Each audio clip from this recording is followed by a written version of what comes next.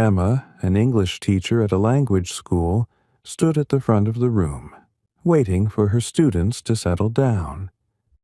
Her class was a mix of students from different countries, each one eager to improve their English. As the students sat down, Emma noticed James, her fellow teacher, walking in. James was someone who shared Emma's passion for teaching English. They often had long discussions about their students' progress, but today's conversation would be about something that had been bothering Emma for a while. "Hey, Emma," James greeted her, setting his bag down on the desk. "How's your class going?" "Good, but I've been thinking about something," Emma replied, glancing at the students who were chatting before the lesson began. "What's on your mind?" James asked, noticing her serious tone. Emma sighed. "It's just that, over time, I've realized that many of our students don't really listen to authentic English. They're learning from textbooks, which is great for structure. But when they try to have real conversations or understand native speakers, they get lost. It's like they're only learning the surface level of the language." James nodded thoughtfully. "I've noticed that too. I mean, in class, they can follow along with the exercises, but if I ask them about something they watched on TV or a conversation they overheard, they struggle." "Exactly," Emma exclaimed, glad that someone else understood. "They need more exposure to real, everyday English. We teach them grammar and vocabulary, but they don't always get to hear how people actually speak. You know, with all the slang, different accents, and fast-paced conversations." James leaned back in his chair, thinking. "So, what do you think we should do about it?" "I've been thinking of introducing more authentic listening activities in class," Emma explained. "We could use podcasts, YouTube videos, even conversations we overhear in the city. Something real, not just made-up dialogues." James smiled. "That sounds like a great idea. You know, I recently started listening to a podcast in Spanish to improve my own language skills. At first, I could barely understand anything, but after a few weeks it got easier.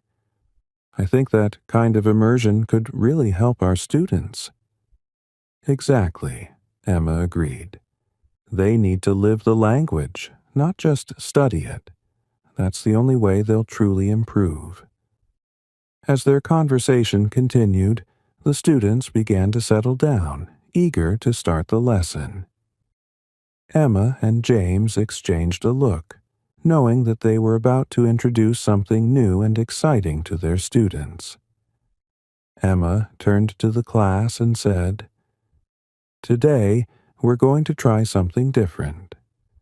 Instead of the usual listening exercises, we're going to listen to real, authentic English.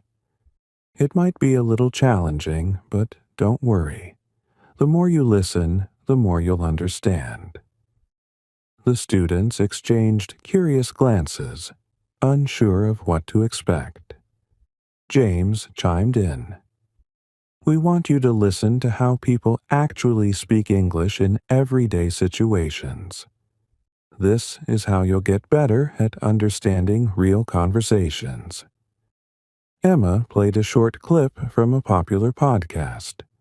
The conversation was fast, full of informal expressions and slang. The students listened intently, their brows furrowing as they tried to follow along.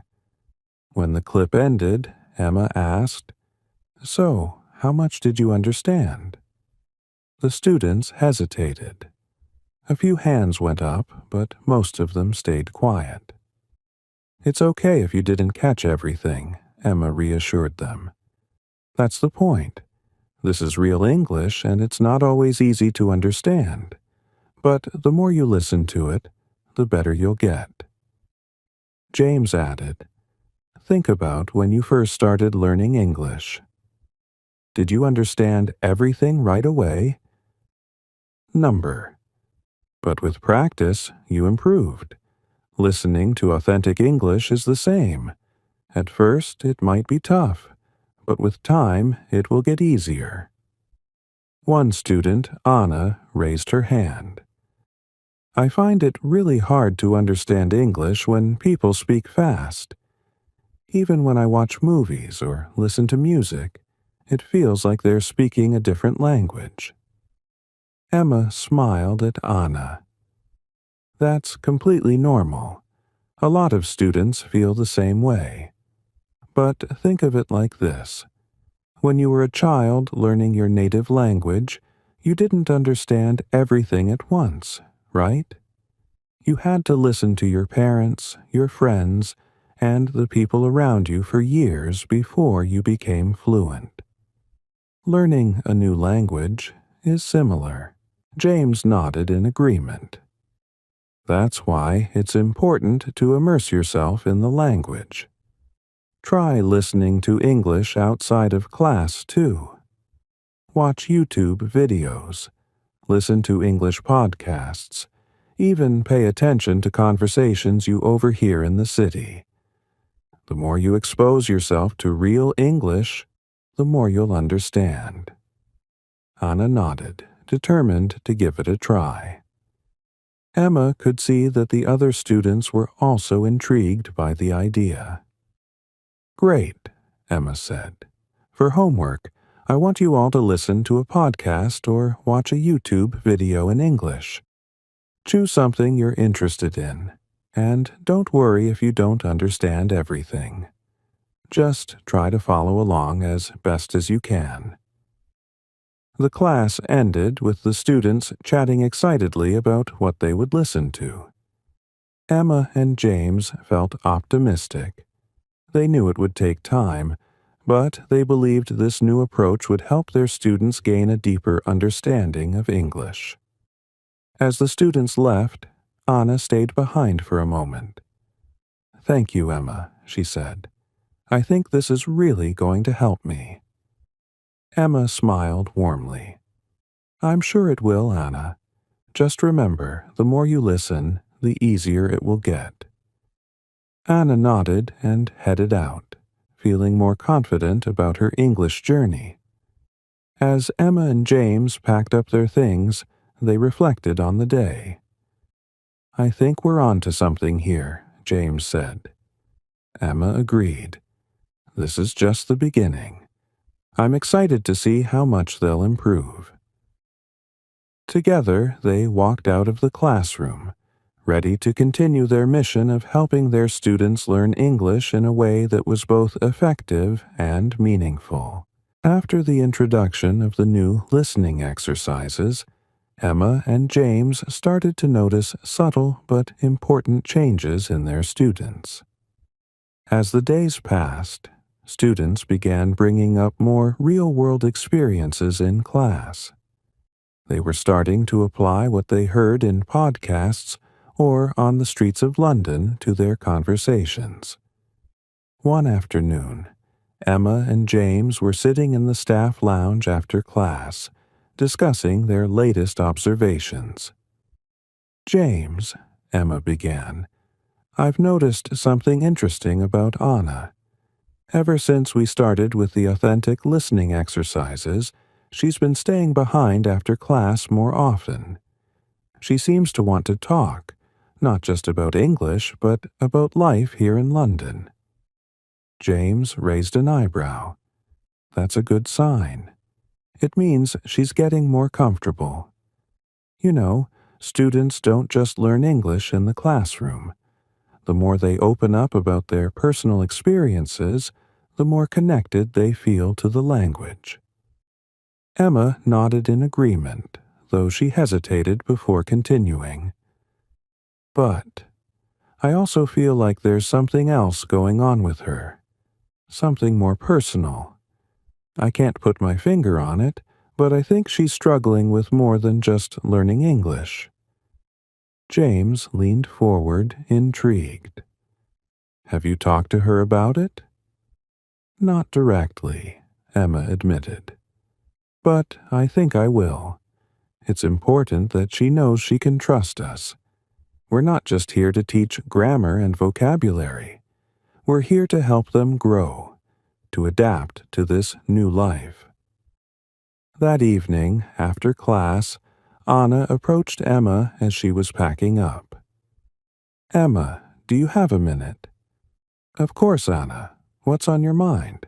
Emma asked, sensing this might be the conversation she had been waiting for. Anna looked around, making sure the room was empty before she spoke.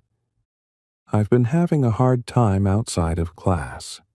I know I've improved my English, but I still feel so out of place here. I don't feel like I belong in London. Emma gave her a reassuring smile. I can understand that, Anna. Moving to a new country, learning a new language, it's not just about understanding words. It's about adapting to a new culture, new people. It's overwhelming sometimes. Anna nodded, her eyes watering slightly. I miss my family. I miss speaking Portuguese. And even though I'm learning English, it's like I can never fully express myself. I feel lost. Emma's heart went out to Anna.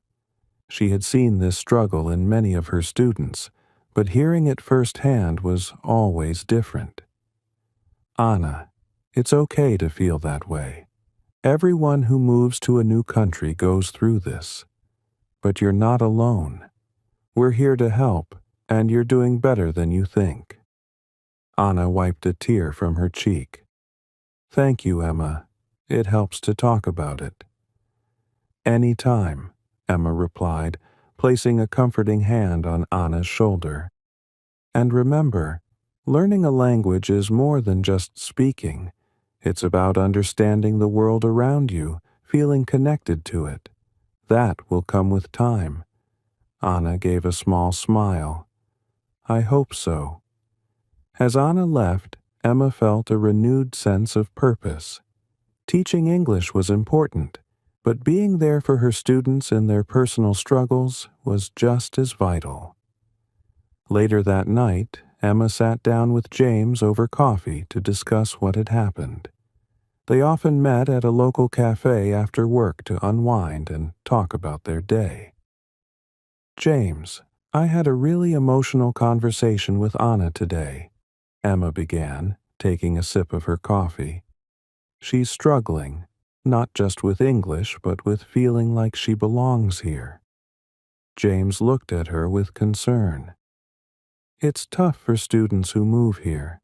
They're not just learning a new language, they're learning a whole new way of life, and that can be overwhelming.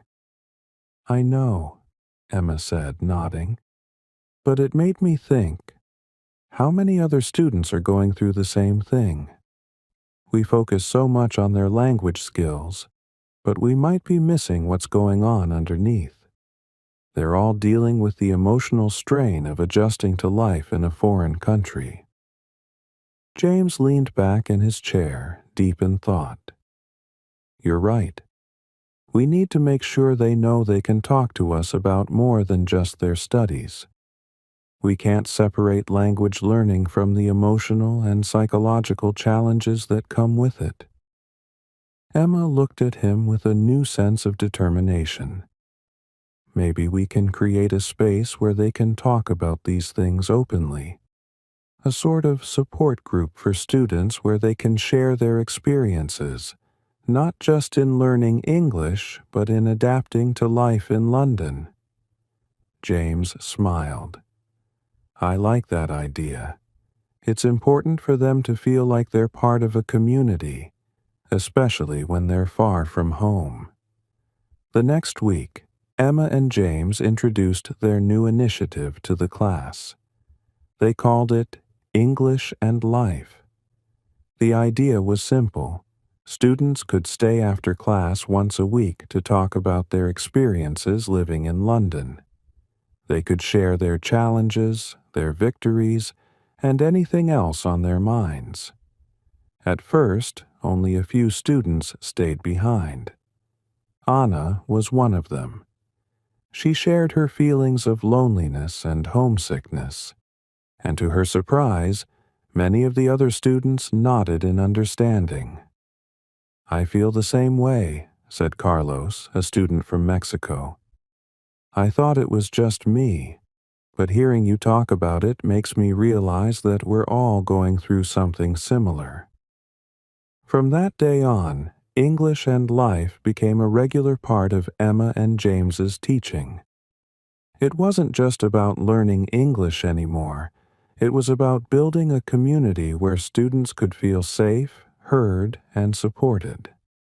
Anna's English improved steadily, but more importantly, she started to feel more at home in London.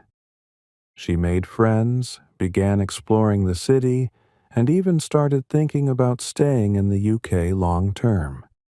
Her confidence grew, both in her language skills and in herself. Emma and James were proud of what they had started. They knew that this was more than just a language course. It was a space where students could grow, not just as English speakers, but as people navigating a new life. It had been 6 months since Emma and James introduced English and Life to their students. What started as a small group had grown into a tight-knit community. Every week, students would gather to share their experiences of living in London, their struggles with learning English, and how they were navigating their new lives in a foreign country. Anna had transformed. The shy, uncertain student who once felt lost in London was now a confident young woman, able to communicate fluently in English and fully immersed in her life in the city. But more than that, she had become a role model for other students. Her journey from insecurity to self-assurance was an inspiration. One afternoon, after a particularly engaging English and Life session, Anna asked Emma if she could speak with her privately. The classroom had emptied, and the air was thick with the conversations and emotions of the students who had just left. "Emma," Anna began, her voice calm but serious, "I wanted to thank you. I don't think I'd be where I am today without your support, not just with English, but with everything." Emma smiled warmly, touched by Anna's words. "Anna, you've done all the hard work. You've grown so much, not just as an English speaker, but as a person. I'm proud of you." Anna shifted in her seat, her eyes reflecting something deeper. "I've been thinking a lot about my future. When I first came to London, I felt like I would never fit in, like I was just passing through. But now, I feel like I belong here, and I want to stay." Emma's smile widened. "That's amazing, Anna. I'm so happy to hear that. Have you decided what you want to do?" Anna nodded. "I've started applying for jobs in the city. My English has improved enough that I feel confident applying for positions that require me to communicate in English all the time. I've already had a few interviews." "That's fantastic," Emma exclaimed, genuinely excited for Anna's future. "Do you have a job lined up yet?" "Not yet," Anna admitted, "but I'm close. I feel like things are finally falling into place." There was a pause as Anna gathered her thoughts.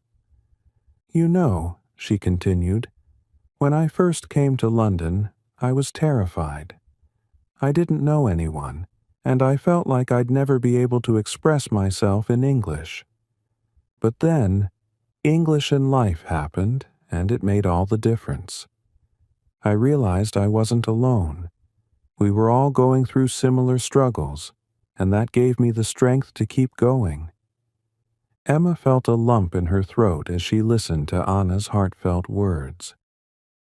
"I'm so glad we could create that space for you," she said softly. It's what teaching is really about, helping people grow and feel empowered. Anna smiled, her eyes glistening with emotion. You've been more than a teacher to me, Emma. You've been a mentor, a guide, even a friend. I'll never forget everything you've done for me. Emma blinked back tears, overwhelmed by the sincerity of Anna's gratitude. Anna, I've learned as much from you as you've learned from me.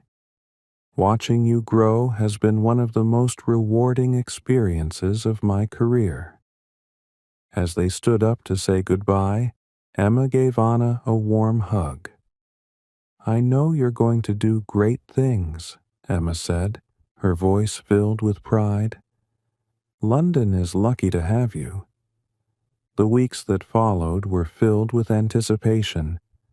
Anna continued applying for jobs, and each time she returned to class, she would update Emma and the other students on her progress. The English and Life group had become a second family to her, offering encouragement and advice at every step. Then, one day, it happened. Anna burst into the classroom after a long day of job hunting, her face beaming with excitement. Emma! James! She called out, waving her phone in the air. I got the job! Emma and James exchanged thrilled looks as they rushed to congratulate her. That's incredible, Anna! Emma exclaimed, wrapping her arms around Anna in a tight embrace. James clapped her on the back, grinning from ear to ear. Well done! You've worked so hard for this. I can't believe it, Anna said, her voice full of emotion. I'm going to be working at a company here in London, full-time. It's everything I dreamed of when I first came here. Emma and James couldn't have been prouder. Anna's success was a testament to her determination and resilience, but it was also a reflection of the supportive community they had built together. Anna wasn't just another student who had learned English. She was a young woman who had found her place in the world. Final reflection. The end of the term came faster than anyone had expected. On the last day of class, Emma and James gathered the students for a final English and Life session. The atmosphere was bittersweet, with students reflecting on their time together and the progress they had made. As Anna spoke, the room fell silent. When I first came to London, I thought learning English was just about studying grammar and vocabulary. But I've realized that it's so much more than that. It's about connecting with people, about building relationships and understanding different perspectives. I'm so grateful for everything I've learned, not just about English, but about myself. There were nods of agreement around the room, and a few students even wiped away tears. Emma and James exchanged a proud glance. They had accomplished what they set out to do, not just teach English, but help their students navigate the complexities of life in a new country. As the session came to a close, Emma stood up to address the group. I want to thank all of you, she said, her voice filled with emotion. Each one of you has taught me something special. You've all faced challenges, but you've never given up, and that's the most important lesson of all. James added, remember, learning a language isn't just about what happens in the classroom. It's about what happens in your everyday life. Keep listening, keep practicing, and never stop believing in yourselves. With that, the class erupted into applause, a celebration of their shared journey. Epilogue. Months later, Emma received a letter from Anna. In it, Anna wrote about her new job, her life in London, and how she was continuing to grow and thrive.